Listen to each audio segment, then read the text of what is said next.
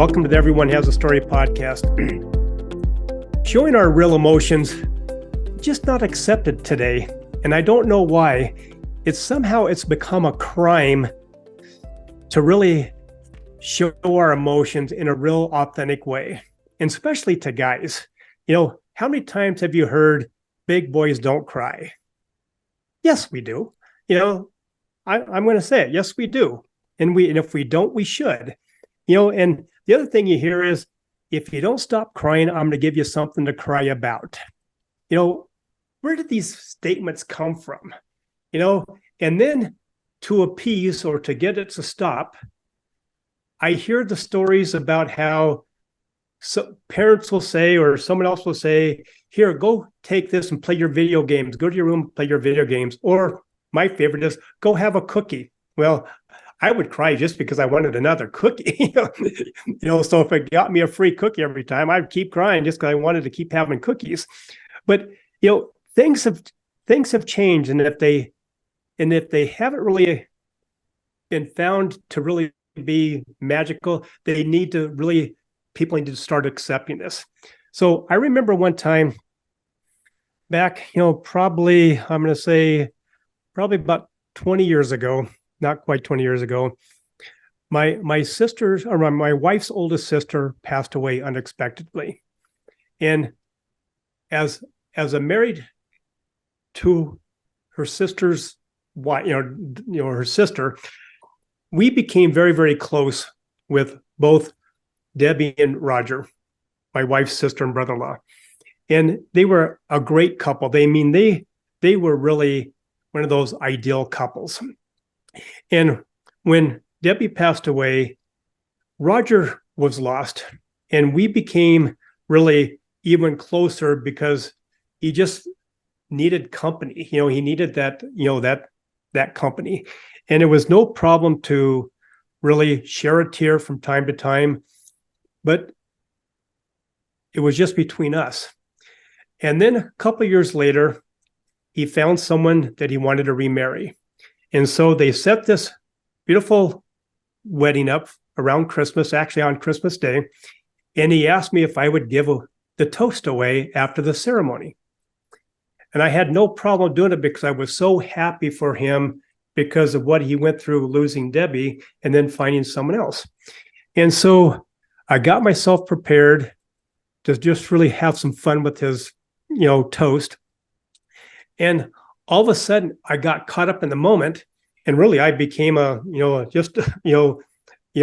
started bawling, because I was so happy for Roger because of what he has meant to our family.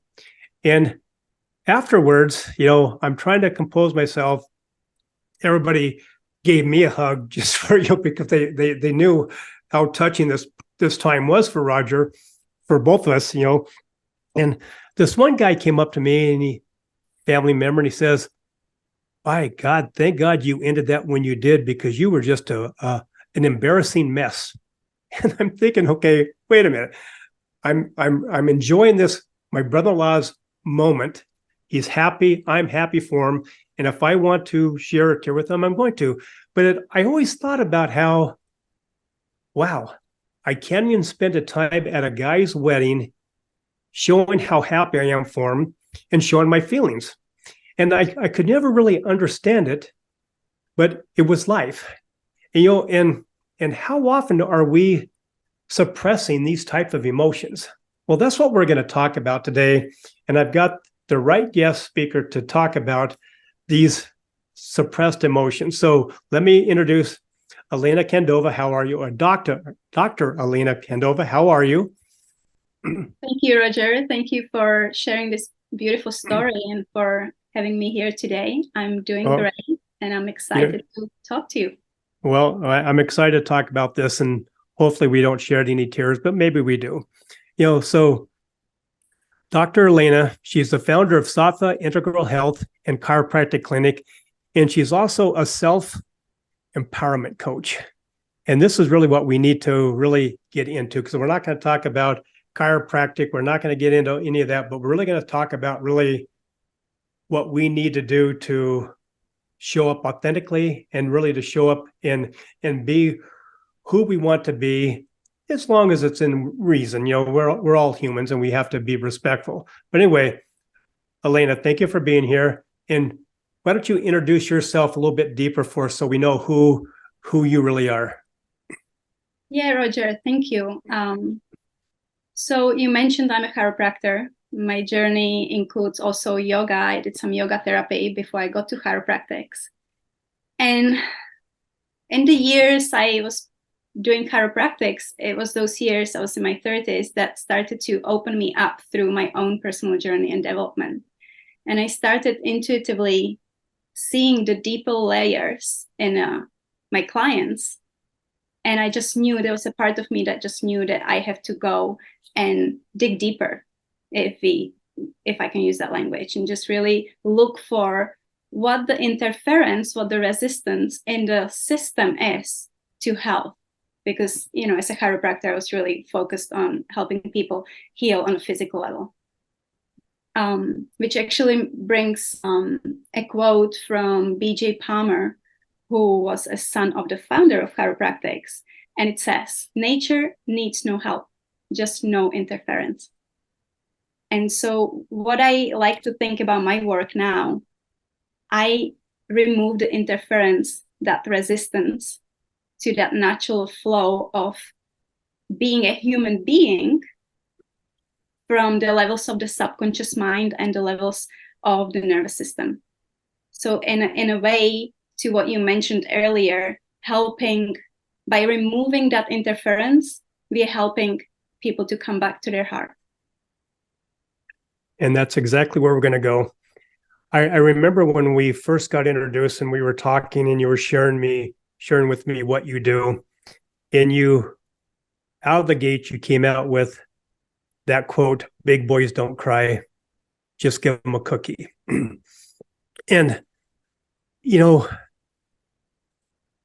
I can talk from personal experience that really resonated with me. And that's why I wanted you, number one, on my podcast. And that's why I wanted to have that as my title for this episode, because it screams, it yells, things aren't right.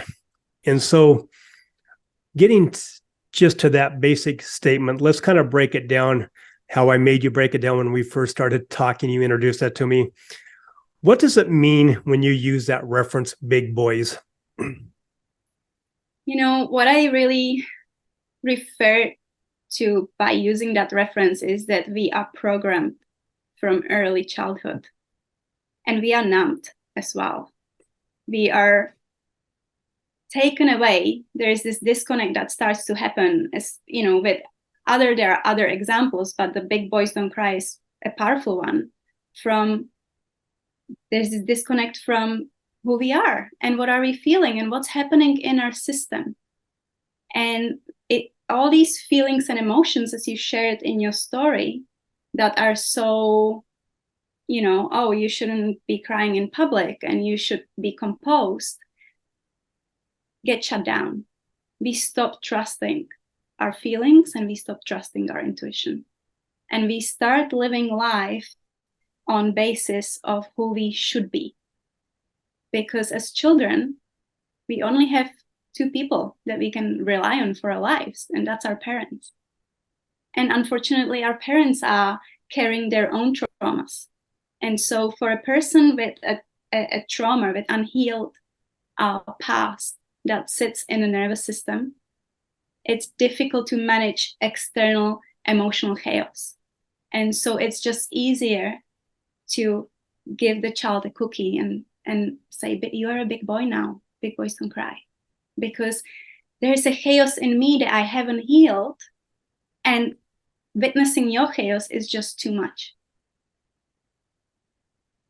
So what is that cookie? What is the point of that cookie? The point of the cookie is not evil, but we don't complete the holistic circle. The point of the cookie is to distract that child, right? Like, don't focus on the pain. It's not that bad. Here is a cookie. So it's something that comes from outside of us that distracts ourselves, distracts us from feeling this hurt and the discomfort that we feeling inside. it would be okay if we are able to understand that it needs to be completed in a holistic circle where the cookie is given, and then we can come back once we compose and calmer, we can come back and sit with those emotions and teach that child to fully process those emotions. And this, I understand this is what you're feeling, and it's okay to feel it. You just fell down or something happened, somebody just shouted at you, but we don't do that. We stop at the cookie. And so we train children, and that carries on to our adult life. And I know this is true for my generation and your generation. We just didn't have the resources, the understanding of the importance of completion of that cookie process. And so we grow up, and a cookie becomes a glass of wine after work. I need to relax. I need to have a glass of wine, or comfort eating, or the TV binge, just watch Netflix till you pass out. And so we look constantly, there's this conditioned program within us that makes us look outside of us to ease that discomfort within. Why do you want to help? I mean, you're a chiropractor, successful chiropractor. You have your business. Why do you want to help people uncover these traumatic experiences and help them move forward? I like to use the language of vibration here. I think a lot of people have been exposed to the theory of vibration and how vibration is higher when we oscillate in a happy place, love, compassion, and the vibration, it gets denser. And I think we can also feel it when we think about, I think all of us had the experience of being in a room with friends and someone comes in and is in a bad mood, and suddenly the density in the air is just, the air gets dense and heavy. We feel it. They don't have to say anything. We know that there is something that's not a happy vibe, and vice versa. And so, I have done my work, and I want to bring people along with me into the happy room. And you have a tipping point that happened in your life that really told you, almost screamed at you, that you are the right person to help people uncover and transform their lives to a better place. Tell us about that moment. I think you're referring to the 5 pieces of glass, as I call it. Yep. I was at the chiropractic clinic, and a colleague of mine called and asked me to see her patients. And she said, I just broke a glass at home. Everything is fine. I didn't cut myself. There's no blood. But I can't put pressure on my hand for some reason. I don't know what's going on. And so I said, okay, I'll see your patients. And she came in later that day, still not understanding what happened. And at the time, I was just starting to explore the realm of quantum physics and working with the field, because the field knows all of the, or holds all of the information. And so with very well tailored questions, I thought, let me just see if it's possible that there is a glass under his skin. And so I went through the process, and I said to her, I don't understand because I'm not seeing anything in your hand, but I think there are 5 pieces of glass in your hand. They may be very small. We can't see it. So she went to the doctor, she went to the hospital, and she texted me some hours later, I don't understand what just happened. They pulled out 5 pieces of glass out of my hand. And so I look back, and I think that was the moment where I kind of knew that I need to follow my intuition, and I need to do things my way. Well, thank you for having that moment in your life to where you're now able to help all of us grow to the people, to the real individuals that we want to be and should be. So let's get back to know what you do. Why is it important, especially today, for all of us, and I'm going to include all of us, because we've all been somewhat told in our lives to suppress our emotions, suppress our fears, suppress our tears, suppress everything. I mean, heck, I thought it was related to suppress somewhere because I was told that all the time. So why does it really matter today, post-pandemic? The new workplace is divided even more than what it ever has been. The world, as we know it, is divided. Just people just can't get along, but they're not showing up authentically, and they're not showing us who they really are and what they really want to say. They're telling us what they think they're supposed to say and act the way they're supposed to act. So why is it important today to really find our true selves? I think you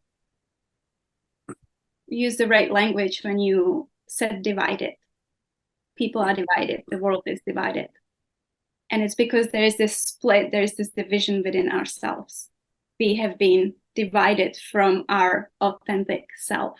We have been separated from our true being. And so finding the way back home to our authentic selves, being able to start living life as human beings rather than human doings is, I think, then just going to naturally unfold outside of us. The more people do this work, the more people we will affect. But then that division, that gap will start to close. And so more we raise that vibration, more contentment and authenticity we are able to bring into our lives, the less division and less war and less conflict there will be.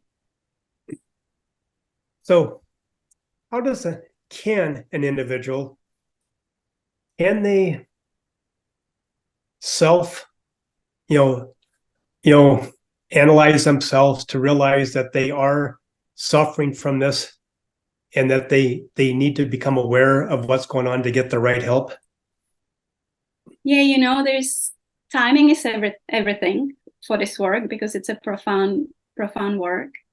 And so I find that people that have done some self-improvement work, people that are looking for answers to improve their health, to improve their well-being, are great candidates. But for those people that have not stepped into that place of work yet, I would say if there is a place within you that is not fulfilled, not 100% happy, that you find yourself being one of those people that is looking for that cookie outside of you, that you find yourself, you don't have access to those internal resources, the inner power, because we are going to be continued bombarded by stress. There's stress out there everywhere. This doesn't mean that if you do this work, there's zero stress.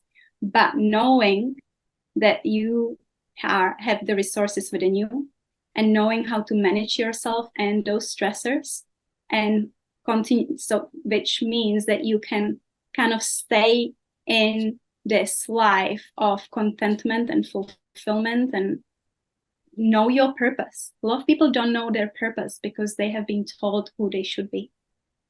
And so if those factors are presenting themselves in your life, or maybe it's a chronic illness, which is another sign of there's a conflict within you, then this is the type of work that would definitely benefit. All right. So now let's move down the path of this conversation to the workplace. That's where I spend a lot of my time with my clients, with my own businesses. And there's just a lot of unhappiness, and really what's amazing as I started to think about this podcast that we're doing today, I've interviewed a large number of individuals, not only for my businesses, but for the businesses that I either help consult with or the people that I was employed for before I started my own businesses. And there are those people who come in for an interview and they just have that uniqueness about them. I mean, you can just tell that there's something special. And then all of a sudden, so you hire them, you take a chance on them because they have all the requirements of what they need to do professionally, but they also have that, what I'm going to call it, that it factor, where you connect with them in a really good way. And you're thinking, I want this person on my team because, and it's all positive. And then, 3 or 4 weeks, a couple months down the road, they're not the same person that you hired. And all of a sudden, when you're talking to a colleague about that person, the common answer or reply is, oh, the honeymoon period's over. And it's just like big boys don't cry. I'll give you something to cry about. Go have a cookie. We have these immediate responses. And when you think about it, it's not that the honeymoon is over with that employee in that organization. It's because the organization's toxic culture has now taken over and become stronger than what his uniqueness was or her uniqueness was. How does that happen?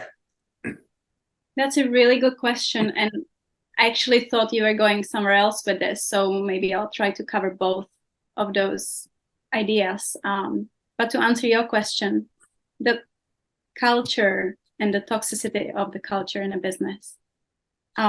This work, especially as it pertains to leaders and managers, is really important because it really unlocks that authenticity within that person.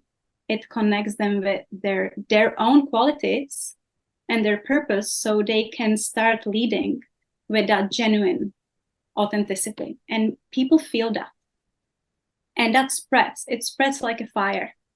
And so I always think about it from this perspective. If you are talking about leaders and managers, if you can't manage your own inner world, how do you expect to manage a team in an organization? And so really, I think that's within the organization work, that's a really important factor, having a leader that has done the work. And this brings me actually to think about a study I learned about recently. And there's a book that has been published on leadership called Lead Through Anything. And they conducted a study on organizations and wanted to see what the difference was between thriving organizations and between organizations that weren't doing so great. And they found one commonality, and that was that the leaders in those thriving organizations have gone through some adverse periods of their lives, some challenges, and that pushed them, that propelled them into personal growth. And so that culture grew with them. Yeah. So we've talked about how it could happen where that organization becomes non-favorable. I hate the word toxic. It just sounds so demeaning, but unfavorable. And so how does this leader, I know how you talked about an individual realizing that they might be, in that, that world of their past, and that's all they know, and they haven't really taken the time to really step out of that past into their present. So how does a organization find itself saying to myself, we are living in our past, we have been suppressed, we're suppressing all of our employees, we're not really delivering what we should to our customers because we have all these suppressed, pinned up feelings. How does an organization become aware of that, and what can they do to really get themselves back to what they had intended that business to be, that vision of that business in the first place?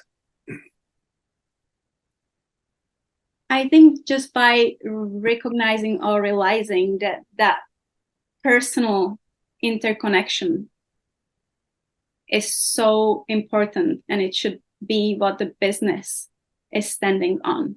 Because when people are able to relate when the team is happy, they going to be much more productive. There's going to be access to much more creativity, holistic solutions, improved communication, not just within the team, but also, between the organization and the clients. And so just taking a moment to see how those parts within the organizations are working or not working now. And just thinking about how or what kind of shift would that provide if those parts would work at that healed level.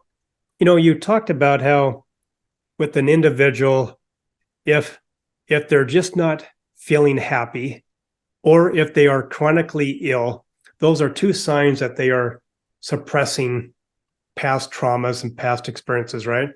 Well, 82% of all small to middle-sized businesses fail within the first 2 years.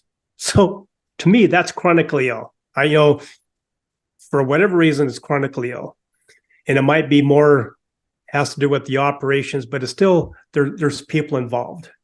All right. And I know I have walked into a number of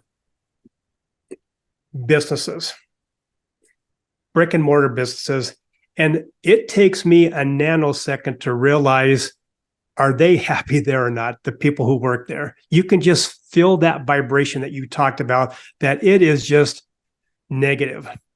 And then as soon as the first words out of the mouth of that person that you first interact with, you can tell that I should just better just turn around and walk out the door, because it's not going to be a pleasurable experience. And sometimes we can do that. Sometimes we just can't, because of whatever the issue is why we're in that place of business. And so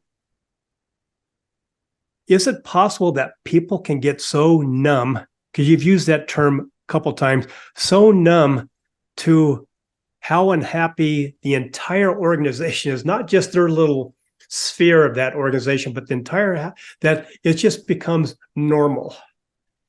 There's a fable out there about a guy back in the medieval days who got imprisoned for some crime that I think that he didn't even do, but he got convicted and he was put down in the dungeon, chained and shackled for like 20 years. And after 20 years, they came and released him. He walked out, saw the sunshine in his eyes. He spread his arms up, reached up for the sun, put his arms down, walked back and says, I want to go back inside. He'd rather be in prison because it was his new safe place. He got numb to life. Is that what we're doing at our workplace? I think that's what we're doing in all aspects of our life when we have unresolved stress or trauma, or we live with these hidden subconscious limiting beliefs. The nervous system likes to be in the known. And the story you just shared reminds me of this concept of comfort zone, which is actually really uncomfortable. But we have a tendency as human beings, because our nervous system doesn't like change, we have a tendency to stay in that comfort zone, and we would rather be uncomfortable for the rest of our lives than break out of that. And so, a lot of people, when it comes to personal growth, they will go and they'll try to figure out the ways of breaking out of that comfort zone through their conscious mind. But they forget that that's not what's driving, is the subconscious mind. All these hidden programs and patterns is what's in the driver's seat of the mind. So we need to look at it more holistically. Why are we afraid? What's keeping us? What's holding us back? I call these blocks invisible roadblocks from stepping out of that comfort zone, which is really actually, again, language, not comfortable, towards growth. So I'm going to go back to that term numb. When we go to the dentist, when we go to have surgery, they numb us up, right? So now in our lives, not just the workplace, in our lives in general, if we're numb, are we actually filling the beautiful heat from the sun when we go outside? Are we seeing the deep richness of all the colors that are right there in front of us? Are we hearing all the melodies from the birds, the wind whistling through the trees, the music that we hear playing? So is there something out there that we can do to change our filters for, number one, get rid of the numbness, and change our filters to where we are seeing the colors, the sounds, the feeling the energy of life? Yeah, and that's so beautiful, Roger. Yeah. The numbness is there to protect us from those feelings we were never given the chance to learn to work with. And so first step is realizing that we are numb, because as you say, it robs us of being able to experience this beautiful life that we are living. So first step, realize that we are numb. And then, the other part of the work is looking at these hidden roadblocks and programs. And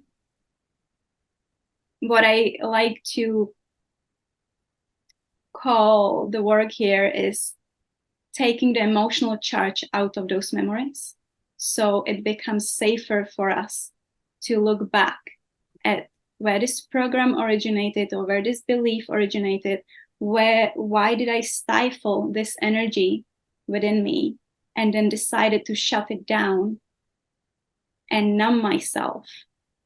And that happens through this work.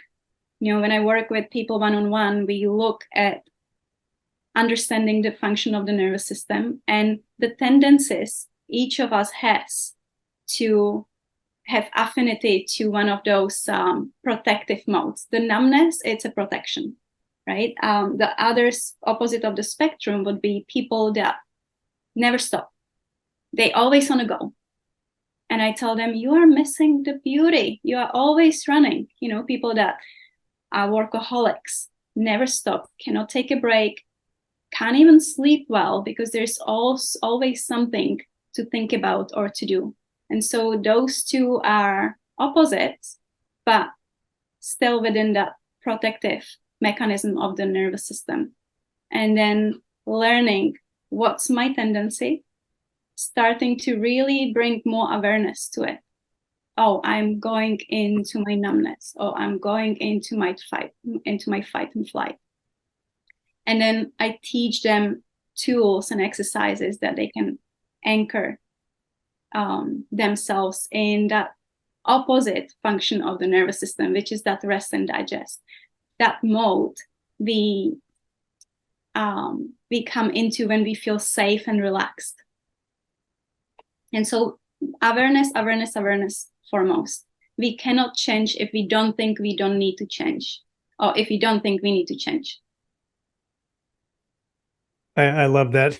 And it reminds me, one of my favorite stories is, and I think it happens in every person's life in the second grade. What are you, like 6 or 7 in the second grade?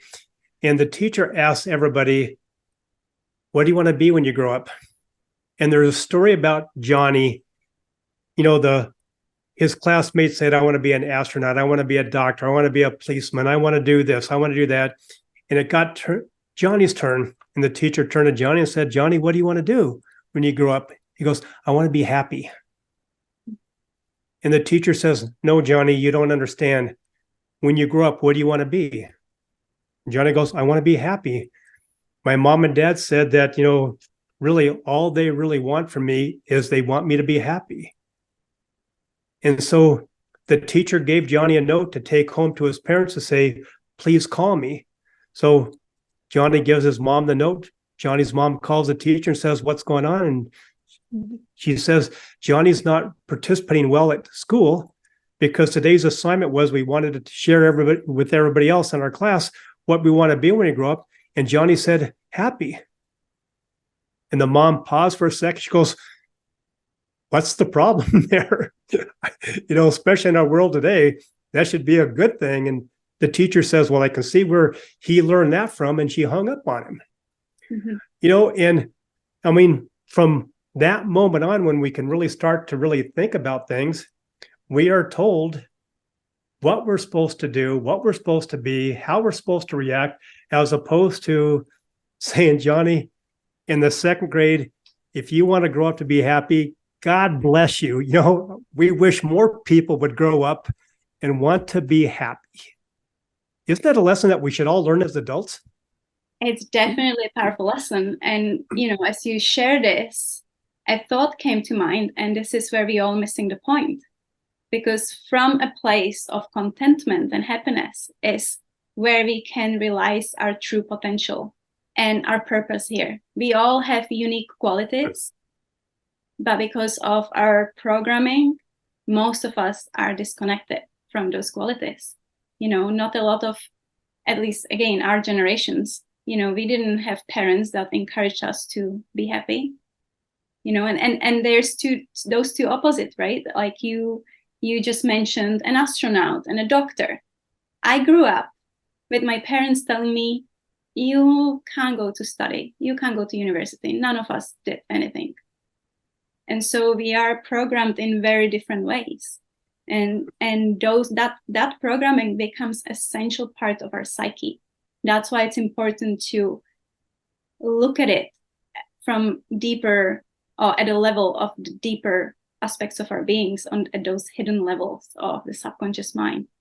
That's why it's important to understand our affinity or our nervous system tendency to go either into the hiding, into that numbness, or into this fight and flight. And I'll show you, I'll become the most successful person on this planet, and I'll burn myself out, I'll destroy my health, but I did it.